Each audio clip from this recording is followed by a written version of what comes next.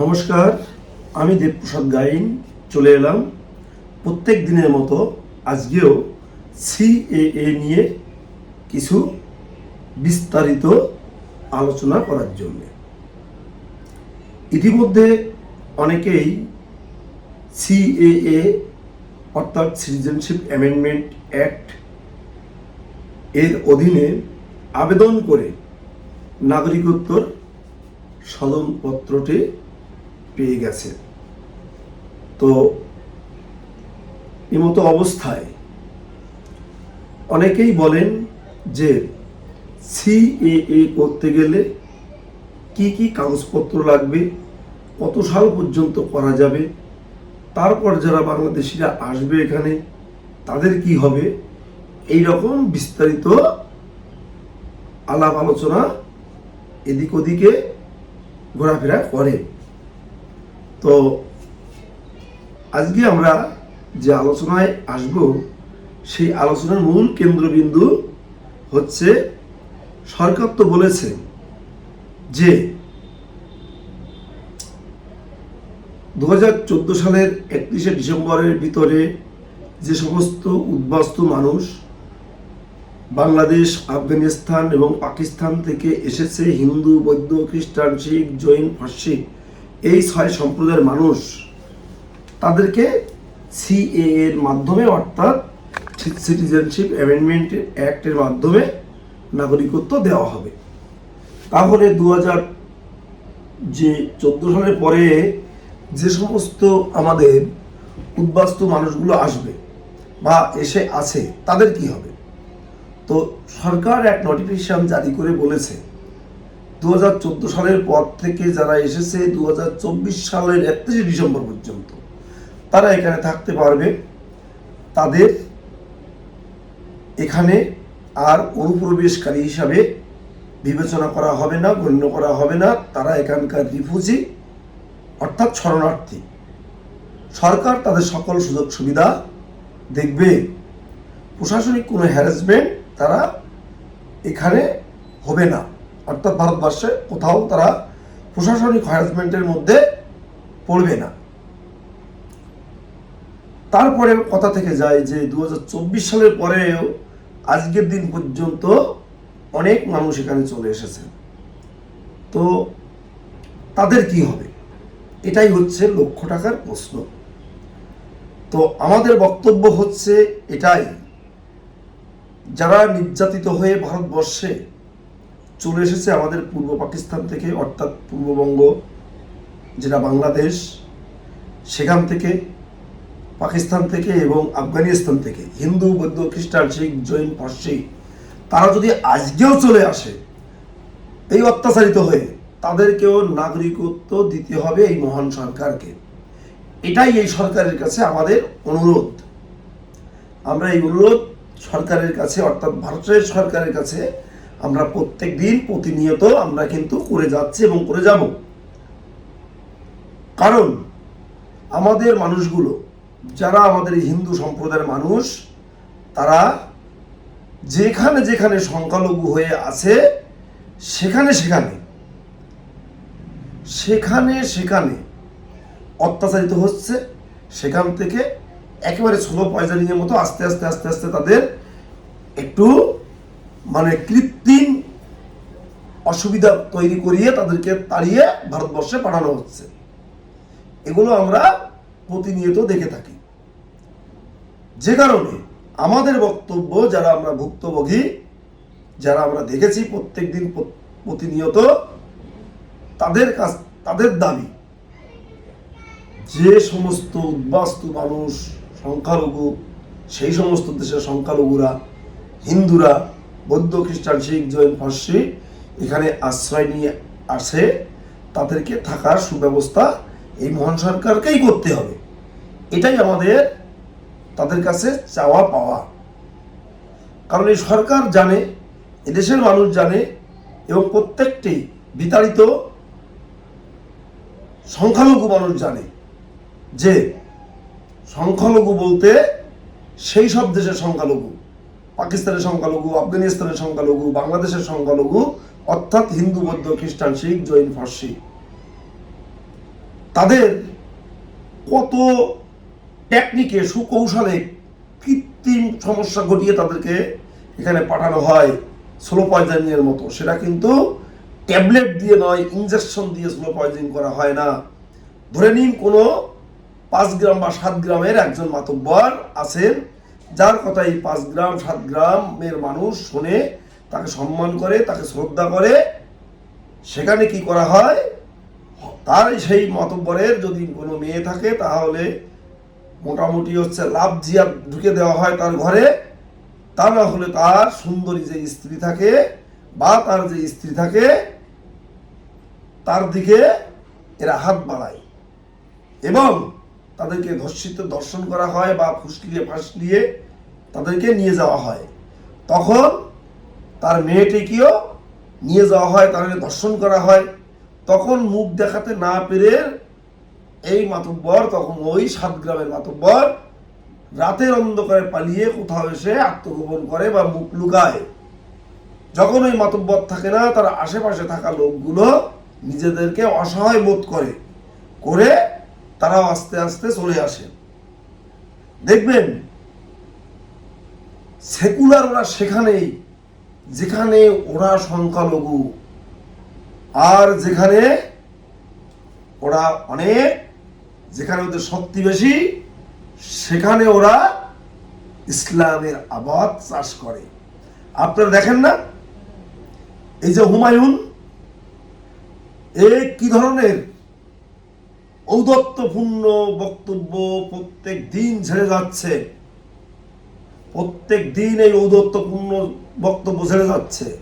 একবার কি বললো যে হিন্দুদের কেটে কুচিয়ে ভগীরথীতে ভাসিয়ে দেবে, এখনো ষাঁড়ের মতো ঘুরে বেড়াচ্ছে।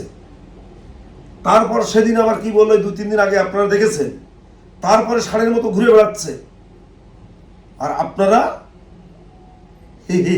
ও বলেছে সরকার দেখবে, ও বলেছে সরকার দেখবে। সরকারের সব দায়িত্ব যদি সরকারকে নিতে হয় তাহলে কিন্তু হবে না। কারণ হুমায়ুনের এই বদমাইশি বাদরামি কিন্তু অনেক দিন ধরে দেখা হচ্ছে। কার বলে, কিসের জোরে, কিভাবে এই কথাগুলো বলে, আপনারা নিজেরাও তদন্ত করুন, খোঁজ নিন। শুধু কেন এই দেশের গোয়েন্দা সংস্থাগুলো খোঁজ নেবে? আপনাদেরও দায়িত্ব আছে যে হুমায়ুন এই যে ঔদ্ধত্যপূর্ণ আচরণ, ঔদ্ধত্যপূর্ণ কথাবার্তা, হিন্দুদের মেরে ভগীরথীতে ভাসিয়ে দেবে, কত বড় ক্ষমতা, কত বড় সাহস, এখনো বলে ষাঁড়ের মতো ঘুরে বেড়াচ্ছে, আর আমরা বিড়ালের মতো ম্যাও ম্যাও ম্যাও ম্যাও করছি। একদম প্রত্যেকটা মুহূর্ত আমাদের খোঁজ নিতে হবে এর অর্থের উৎস কোথা থেকে আসে। কক্সবাজারের চরে, বাংলাদেশের কক্সবাজারের চরে গাড়িতে করে ঘুরিয়ে বেরিয়েছে, কাদের আমন্ত্রণে সেখানে গেছিল, কোন হোটেলে উঠেছিল, 5ই আগস্টের পরে যে দেশে একটা মানুষ থাকতে পারছে না, টিকতে পারছে না, তখন কি কারণে, কাদের দাওয়াতে, কি হেতু কারণে এই হুমায়ুন ওখানে গেছিল, আপনারা খবর নেবেন, খোঁজ নেবেন। প্রত্যেকের দায়িত্ব আছে। প্রত্যেক দিন এত বড় ঔদ্ধত্যপূর্ণ আচরণ করে যাচ্ছে এই হুমায়ুন, আর আমরা একেবারে বোকা বিড়ালের মতো মেউ মেউ করে দেখছি। হুঁশিয়ার হন, সচেতন হন। আর কিন্তু মেউ মেউ করার দিন নয়, এটা কিন্তু আমি আমার সকল সনাতনী ভাইদের আমি বলছি। ওখানে সেকুলার না, ওখানে সেকুলারিজম নেই, কারণ সেখানে সে সংখ্যায় বেশি। দেখবেন যে সমস্ত অঞ্চলে তারা সংখ্যায় কম, সেখানে সেকুলারিজমের কথাবার্তা বলে। এইগুলো আপনার খেয়াল রাখবেন। মেঘে অনেক বেলা হয়ে গেছে, আর কিন্তু সময় দিলে হবে না, এই কথাটি আমি বললাম আপনাদের। যাই হোক, যে সমস্ত মানুষ, আমাদের উদ্বাস্ত মানুষ আপনারা এখানে আছেন, তাদেরকে বলবো আপনারা সিএতে আবেদন করবেন। আবেদন করে এখানে অন্তত নাগরিকত্বটা আপনারা অর্জন করুন, নাগরিকত্বটা অন্তত অর্জন করুন। তা না হলে আপনাদেরও কিন্তু সেই দিন আসছে কোন দিন শুনে নিন ভালো করে, কান খুলে। মায়ানমারের অর্থাৎ বার্মার যে সমস্ত রোহিঙ্গারা তারা দেশ ছেড়েছে, যে কারণেই ছেড়েছে, যেভাবেই তাড়িয়ে দিয়েছে, দেওয়ার পরে দেখুন সারা দেশে কিন্তু তারা একেবারে উদ্ভ্রান্তের মতো ঘুরে বেড়াতে হচ্ছে। নিজ ভূমি ছেড়ে, স্বদেশ ছেড়ে তাদের কিন্তু থাকার কোনো জায়গা নেই।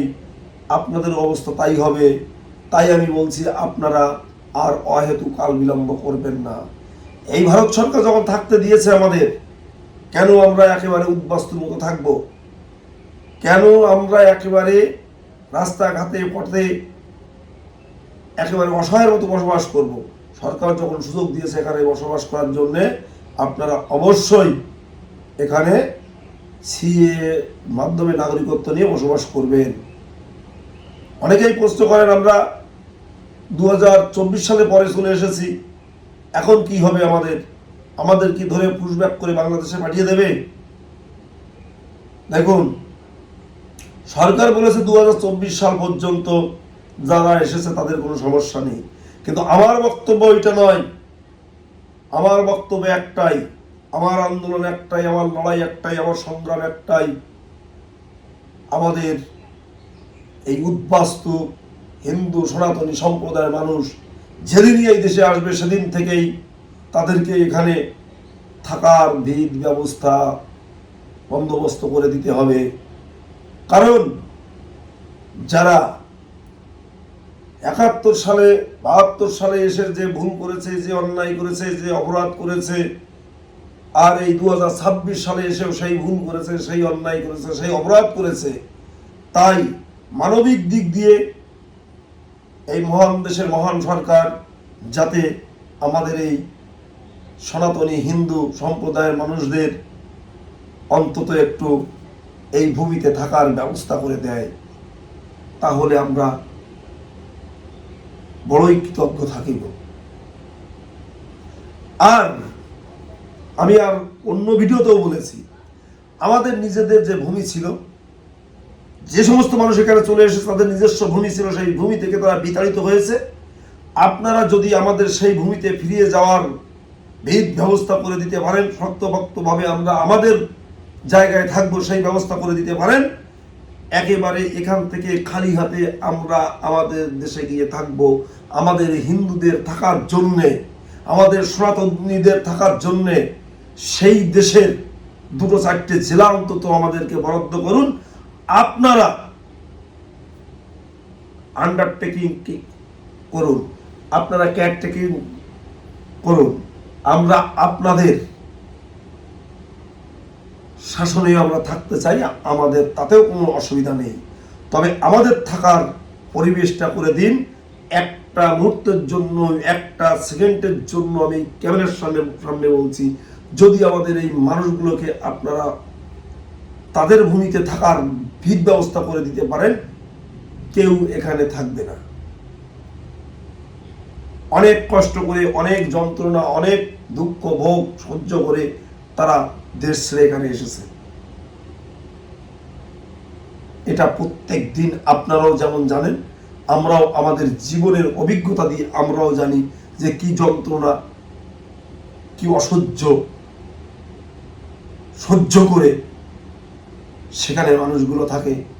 প্রত্যেক দিন সেখানে হিন্দু মা বোনরা ধর্ষিতা হয়, প্রত্যেক দিন হিন্দুদের জায়গা জমি দখল হয়ে যায়, প্রত্যেক দিন হিন্দুরা তাদের ইচ্ছার বিরুদ্ধে হলেও তাদের মেয়ে মা বোন অন্য ধর্মে ধর্মান্ত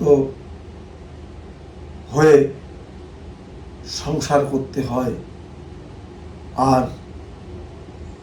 তাদের মা বাবা ভাইগুলো বুকের ভিতরে পাথর বেঁধে যন্ত্রণা সহ্য করে সেখানে বসবাস করে। তাই মহান দেশের মহান সরকারের কাছে আমাদের অনুরোধ, আমাদের এই উদ্বাস্তু মতুয়া হিন্দু সনাতনী যারা আছে, তারা যেদিনই এই মহান ভারতবর্ষে আসবে সেদিনই আপনারা এখানে অন্তত একটু থাকার জায়গা দেবেন। গায়ে শক্তি আছে, আমাদের সামর্থ্য আছে, আমরা কর্ম করে খাবো, তারপরেও যেন অন্তত আমরা স্বাধীনভাবে নিঃশ্বাস নিতে পারি, এই আশা এই দেশের মহান সরকারের কাছে আমরা করছি। তো আবার এই প্রতিবেদন যারা প্রত্যেক দিন দেখো শহর বন্দর গ্রামগঞ্জে, প্রত্যেককে বলবো সবাই ভালো থেকো, সুস্থ থেকো, সুন্দর থেকো। যারা নতুন দেখছো তাদেরকে বলবো চ্যানেলটিকে সাবস্ক্রাইব করে দিও। তো তোমরা সবাই আমার এই প্রতিবেদন শেয়ার করে দেশ ও দেশের বাইরের লোককে দেখার সুযোগ করে দিও। আমার পূজনীয় বয়োজ্যেষ্ঠদের চরণে রইল আমার প্রণাম।